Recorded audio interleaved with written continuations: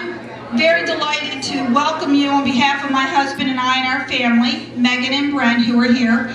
But before I do that, I have an introduction that I think has to be said. And I want you all to know why my husband Ed and I and Megan and Brent are here tonight. And why we're here, and thankful that you all are here to join us. Because in the course of politics in Charles County, and many of you all know, I've been around for a while, you come across people that really inspire you. And when you're an older person and you're inspired by a young person, that's important. This young man could have gone anywhere. He could have taken the law degree that his mom worked so hard to make sure he got. And he could have gone anywhere, but he came home. He came home to Charles County to be a part of this community. And he served in many, many ways. And those of you who are here from the Democratic clubs and the Democratic parties and many of the volunteer groups, you know what I'm talking about. My Southern Maryland Women's League sisters, where are you? Let's hear from you. You know that he was there for us every time. Well, I'm a child of the 60s, and we talked a lot about John F. Kennedy in those days in public service and how important it is. But many of us have forgotten about that. And it's nice to see young people who are willing to step up and who are willing to do that and who are willing to say, I'm not going to take the corporate law track, and I'm not going to go after money and material things. I'm going to come back to my county and I'm going to be a public servant.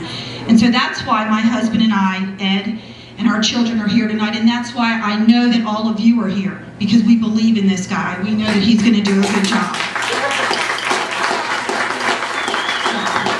So without further ado, it gives me great pleasure to introduce Shaheen Mateen's son, Hammad.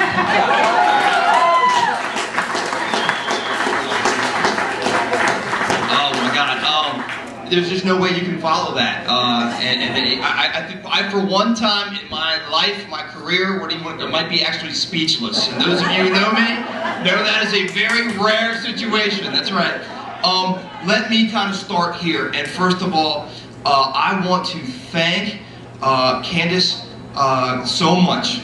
Candace, for everything you've done. Candace Quinn Kelly is just, and I've said this to people, and I mean it in the best way possible, this woman is a hurricane. She is a hurricane. She is a force. If you get in her way, she will wipe you out.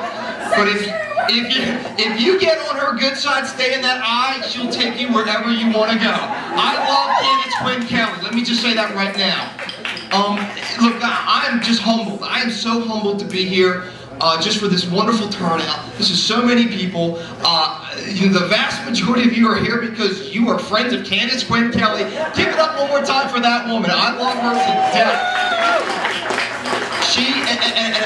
I want to move on, and I don't want to keep you here too long, but I do want to thank her so much, and Ed Kelly. And there's a good story about Ed Kelly. This is supposedly... This is funny now.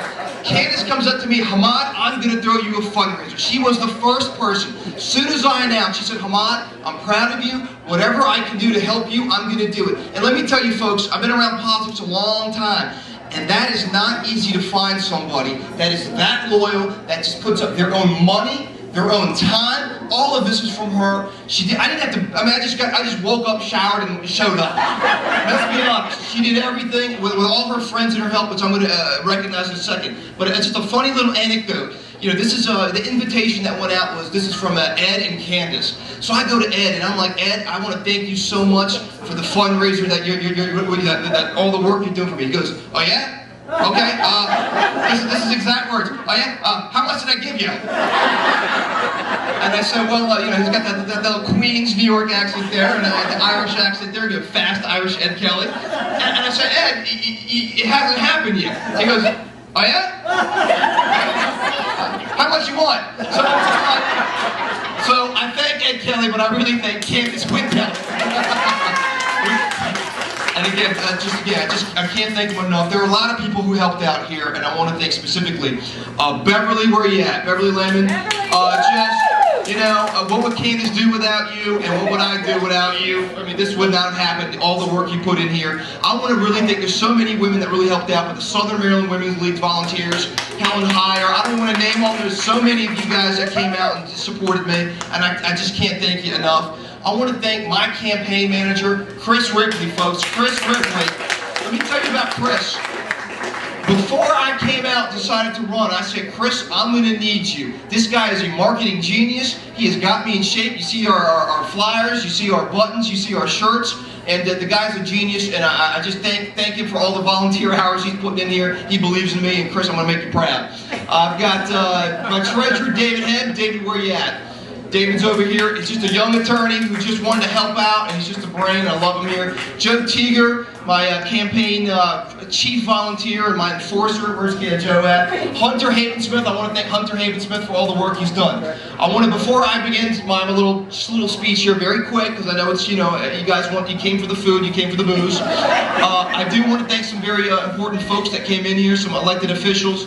But most important, it's just a very dear friend to me. I shouldn't say most important, they're all important. But this man has been of great help to me, just just in the political circles that I've been in, working for Senator Cardin. He's been a true friend to me.